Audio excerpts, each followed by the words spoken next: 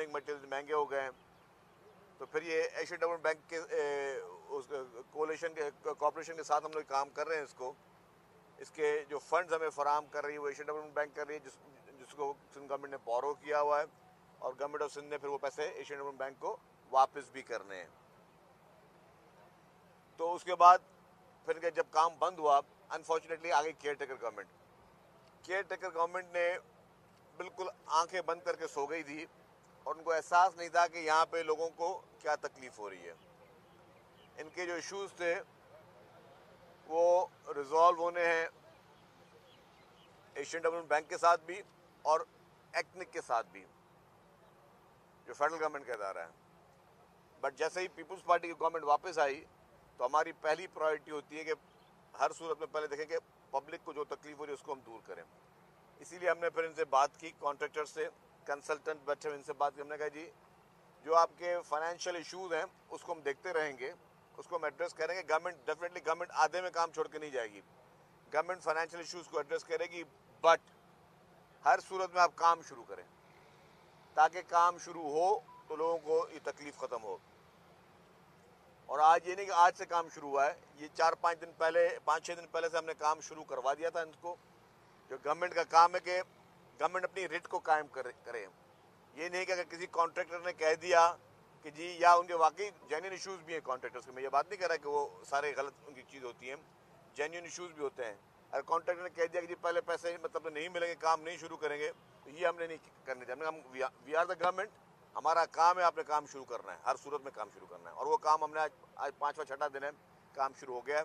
ये हम जिना एवेन्यू पे खड़े हैं। ये जिना एवेन्यू के बाद आप देख रहे हैं अंडरपास भी है, यहाँ पे भी काम चल रहा है। मैंने उनको कहा कि जिना एवेन्यू जो है ये 3 माह के अंदर मुझे कंप्लीट करके दें, आज की तारीख के अंदर, ताकि ये आपके पूरे जो नेशनल हाईवे से, सुपर हाईवे से जो आपकी ट्रैफिक आती है M9 से, वो यहीं से कराची में उसको एंट्री मिलती है। तो ये सारा एरिया जो है 3 माह के अंदर बिल्कुल तैयार कर दिया जाए, ताकि यहाँ ट्रैफिक की कंजेशन ख़त्म हो और इसको हम शुरुआत कर सकें।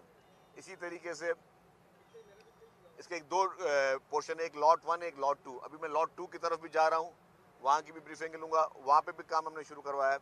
तो हमारा, जिस तरह हमने कहा कि ये हमारी प्रायोरिटी है कि ट्रांसपोर्ट सेक्टर, जो कि इस शहर की बहुत बड़ी ज़रूरत है, इस सूबे की बड़ी ज़रूरत है, उसको ना बातों की हद तक नहीं, अमली तौर पर उस ट्रांसपोर्ट सेक्टर को अपने पैरों पे खड़ा करें।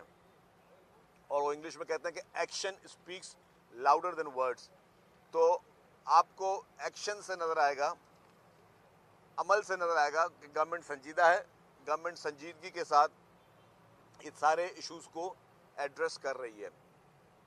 रेड लाइन BRT, जिस तरह मैं कहा, ये बहुत ही इंपॉर्टेंट प्रोजेक्ट है। असल में बसों की इसमें कॉस्ट कम होती है, असल कॉस्ट होती है इंफ्रास्ट्रक्चर की, क्योंकि इसके लिए सेपरेट लेन्स बनती हैं, सेपरेट इनके लिए जो है वो ट्रैक्स बनते हैं, और मैसिव इंफ्रास्ट्रक्चर है। जो डिले हुई थी उसमें जो सबसे बड़ा एक और इशू था वो था जो इनको यूटिलिटीज़ का ट्रांसफ़र होना है। अब यूटिलिटीज़ कुछ फेडरल गवर्नमेंट के अंडर हैं, कुछ प्रोविंशियल गवर्नमेंट के अंडर हैं। फेडरल जैसे सुई गैस है, PTCL है, फिर इलेक्ट्रिक है, फिर जो है यहाँ पे लोकल वाटर बोर्ड हैं, बाकी इदारे हैं।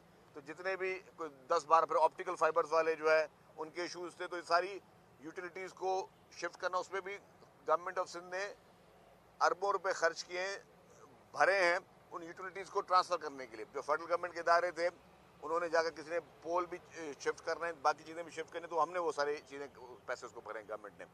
तो कहने का मकसद है कि गवर्नमेंट संजीदा है, गवर्नमेंट काम कर रही है और करने की नीयत से बैठी हुई है। डिले हुई है क्योंकि यूनिवर्सिटीज़ यहाँ पे इस रूट पे हैं। मुझे दुख है, अफसोस भी है कि वहाँ पे जो स्टूडेंट्स हैं उनको तकलीफ़ हो रही है, जो लोग हैं वहाँ पे आने जाने वाले जो यूज़ करते हैं रोड, उनको तकलीफ है। उसके लिए हम माजरत ख्वाह हैं, दिल की गहराइयों से माजरत करते हैं। लेकिन ये मैं आपको कह सकता हूँ कि हुकूमत की वजह से एक दिन भी हम लेट होने नहीं देंगे, कि हुकूमत की कोई नाअहली हो, सुस्ती हो, कोताही हो, उसकी वजह से प्रोजेक्ट डिले एक दिन भी नहीं होगा। हाँ, टेक्निकल रीज़न अगर हैं तो उसमें भी हमारी कोशिश होगी दिन रात काम करें। कल भी एक प्रोजेक्ट में हम थे जहाँ बात कर, मैंने कहा कि जी ट्रांसपोर्ट डिपार्टमेंट दिन रात काम कर रहा है और दिन रात सिर्फ ये कहने की हद तक नहीं, अमली तौर पर ट्रांसपोर्ट डिपार्टमेंट दिन रात काम कर रहा है। आज इतवार का दिन है, इतवार का दिन भी काम कर रहा है। और मैं अकेला नहीं हूँ कि आगे सिर्फ मीडिया को दिखाएंगे, सारे ऑफिसर्स, पूरी ब्यूरोक्रेसी, ट्रांसपोर्ट डिपार्टमेंट से ताल्लुक़ रखने वाले तमाम लोग जो है वो यहाँ पे मौजूद हैं। और ये मकसद ये है कि हर हाल में हमने भी मेहनत करनी है, कॉन्ट्रैक्टर ने भी दिन रात मेहनत करनी है। अभी जैसे इनके हमने एक दो इशूज़ और हमारे साथ जो हैं वो रिजॉल्व हो गए, फिर इनको हम सुबह को इनकी अलग शिफ्ट काम करेगी, रात को अलग शिफ्ट काम करेगी। हम इनको मेक श्योर करवाएंगे कि ये एक्स्ट्रा लेबर लगाएं, तो जो डिले हो चुका है उसको भी कवर करें। फर्दर डिले को रोकने के लिए इवनिंग शिफ्ट अलग हो, नाइट शिफ्ट अलग हो, मॉर्निंग शिफ्ट अलग हो, ताकि हम जिस तरह पूरी दुनिया में इस तरह कंस्ट्रक्शन होती है, ये नहीं कि हम अनोखे लोग हैं, अनोखे मुल्क हैं। हमारे पास थोड़ा अनफॉर्चुनेटली सुस्त रफ्तारी है, लेकिन पूरी दुनिया में जिस तरह तेज़ी होगी हम उससे भी आगे तेज़ काम करके दिखाएंगे, क्योंकि हमारा मकसद ये है कि आवाम को डिलीवरी देना। पीपल्स पार्टी की गवर्नमेंट, सिंध गवर्नमेंट हर सेक्टर में उसकी कोशिश लगी हुई है कि आवाम को मज़ीद से मज़ीद चीज़ें डिलीवर किया जाए। मैंने आपको बताया कि एक और खुशखबरी इसके साथ कि येलो लाइन BRT पे काम शुरू हो चुका है। मेरे सहाफ़ी दोस्त, अभी उसका हमने ना कोई ग्राउंड ब्रेकिंग की है, ना कोई ऑफिशियल सेरेमनी की है, काम शुरू करवा दिया है जैसे ही प्रोसेस हुआ। हालांकि जो कल चीफ मिनिस्टर साहब जिक्र कर रहे थे, वर्ल्ड बैंक के साथ बहुत सारे प्रोजेक्ट्स पे चीफ मिनिस्टर साहब की मेहनत की वजह से वहाँ पे काम चल रहा है। और बहुत बड़े सेक्टर्स में जो है, सबसे बड़ा हाउसिंग सेक्टर में वर्ल्ड बैंक काम कर रही है, पैसे डाल रही है। एजुकेशन सेक्टर में, हेल्थ सेक्टर में वर्ल्ड बैंक जो है उसके साथ काम कर रहे हैं हम लोग। तो हर सेक्टर की ब्रीफिंग थी। तो उसमें जब ट्रांसपोर्ट की बारी आई और फिर जब ये येलो लाइन BRT की बारी आई, तो उसमें जो हमारा काम शुरू करने की डेट थी वो जून का 2nd वीक था, और हमारे पास टाइम था कि हम जुलाई तक वो काम शुरू कर सकते हैं। हमने कहा कि हमें इस टाइम टेबल पे, किताबों पे नहीं जाना है, हमने अमली तौर पे जाना है। और अमली तौर पे क्या किया, उस ब्रीफिंग में मैंने कहा कि जी हम 4-5 दिन पहले जो है वो काम शुरू कर चुके हैं। तो अल्हम्दुलिल्लाह हमें बस ये नहीं किताबों में रहते रहें और उसमें हम लोग उलझते रहे, नहीं, हमें अमली तौर पर दिन रात काम करना है। जो काम 1 साल का है वो 6 माह में हो, जो 6 माह में हो वो का काम है वो 3 माह में हो। तो हमें दिन रात करके पूरी कौम को, पाकिस्तान इंशाल्लाह ताला सही ट्रैक पे जा रहा है, पाकिस्तान इंशाल्लाह ताला तरक्की राह पे जा रहा है और मज़ीद जाएगा। कुछ लोग मायूसी की बातें करते हैं, कुछ लोग मायूसी की फिजा कोशिश करते हैं कि हो लोग मायूस हों, लोगों को नेगेटिविटी प्रमोट करते हैं, सिर्फ मनफी खबरें देते हैं। सोशल मीडिया पे मनफी खबरें देंगे, झूठी खबरें देंगे, बाकी जगहों पर मनफी खबरें होंगी। पाकिस्तान अभी मज़ीद मुतहम्मिल नहीं हो सकता किसी भी किस्म के एडवेंचर के।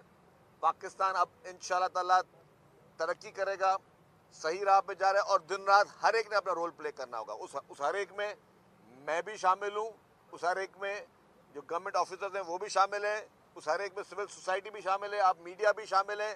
ये हर शख्स ने अपना रोल प्ले करना है कि हम किस तरीके से पॉजिटिविटी के साथ पाकिस्तान को अच्छा हम करें।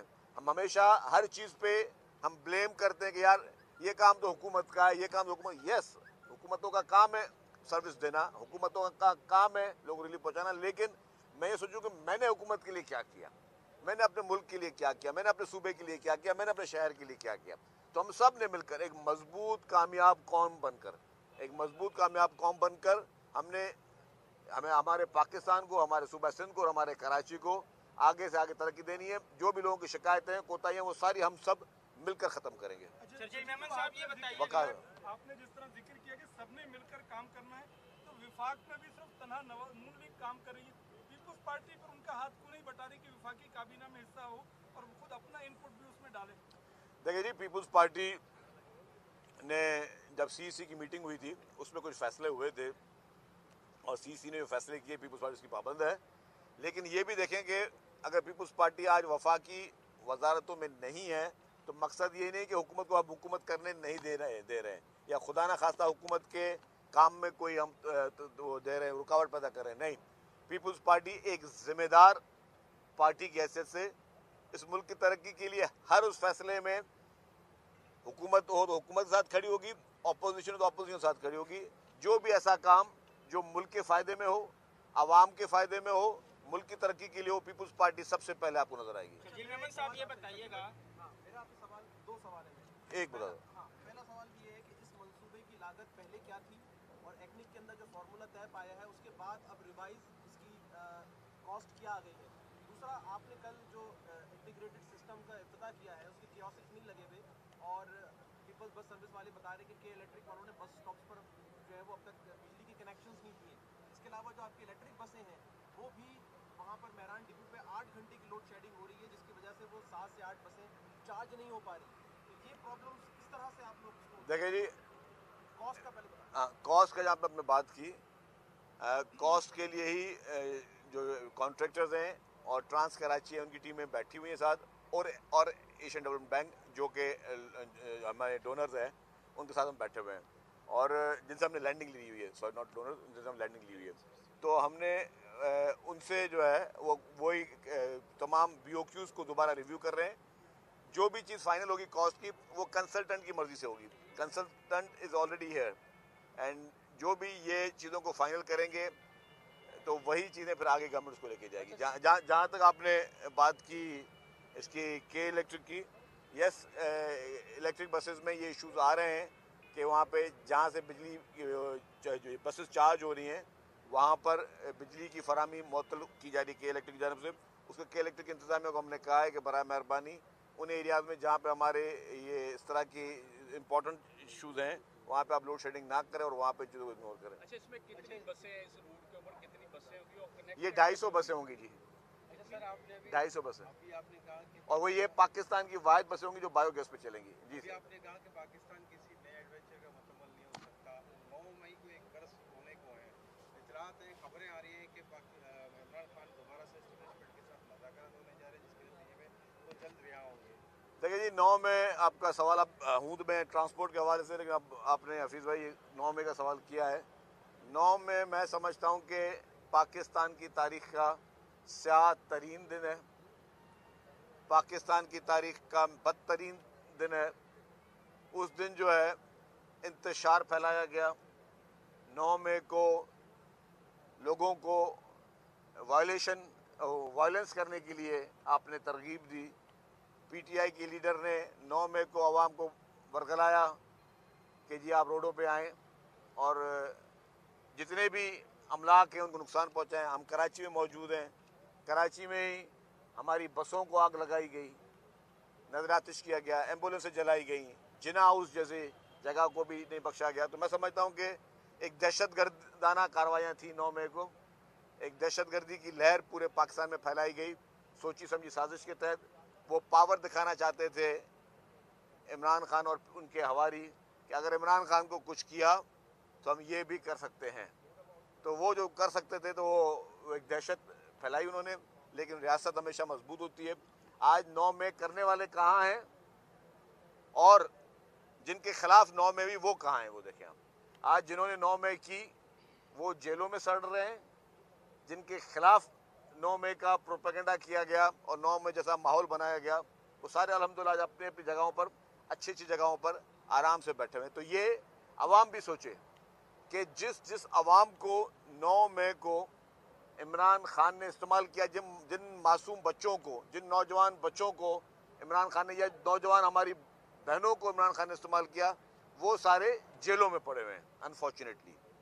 और इमरान खान के अपने बच्चे इस वक्त लंदन में ठंडी हवाओं में घूम रहे हैं, उनकी अपनी जो है बहन वो लाहौर में वो आराम से अपने घर में बैठी हुई हैं, उनकी पूरी फैमिली खुशी के साथ बैठी हुई है। जो मासूम बच्चे हैं उनको आपने जो है इस तरीके से इस आग में, इंतशार की आग में, नफरत की आग में, भाई से भाई को लड़ाने की आग में आपने जो कार वो लोग आज जल रहे हैं। तो मैं समझता हूँ ये सबक है कि जो भी आदमी, कोई भी लीडर हो, अगर कोई भी लीडर आपको वायलेंस की तरजीह देता है तो ऐसे लीडर की बात नहीं सुननी चाहिए। कोई भी पॉलिटिकल पार्टी अगर आपको अपने इक़्तिदार की हवस के लिए, इक़्तिदार की लालच के लिए अगर कौम के नौजवानों को बेवकूफ़ बनाती है तो ऐसे लीडर की बातें नहीं सुनना चाहिए। एक तरफ PTI एस्टेब्लिशमेंट से मुज़ाकरात कर रही है, दूसरी तरफ KPK के वज़ीर आला कहता है कि अगर हमें हुकूक नहीं मिले तो हम इस्लामाबाद पे चढ़ाई कर देंगे। क्या ये इंतशार की एक वज़ीर आला KPK के बयान? मेरे ख्याल में मेरा जो 9 मई वाला बयान है ना, उसी को आप देख लें नज़र में। तो अगर किसी भी वज़ीर आला को इतना शौक़ है इस्लामाबाद में चढ़ाई करने का तो अपना हशर देख ले, जो उसके लीडर का हशर है, तो उसके साथ भी वही हशर होना है। Thank you.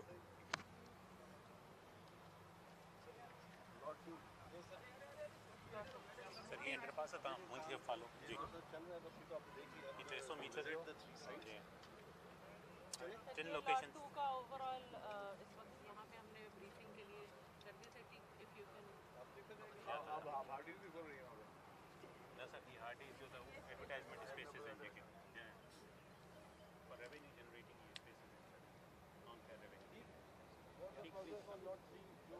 Not 3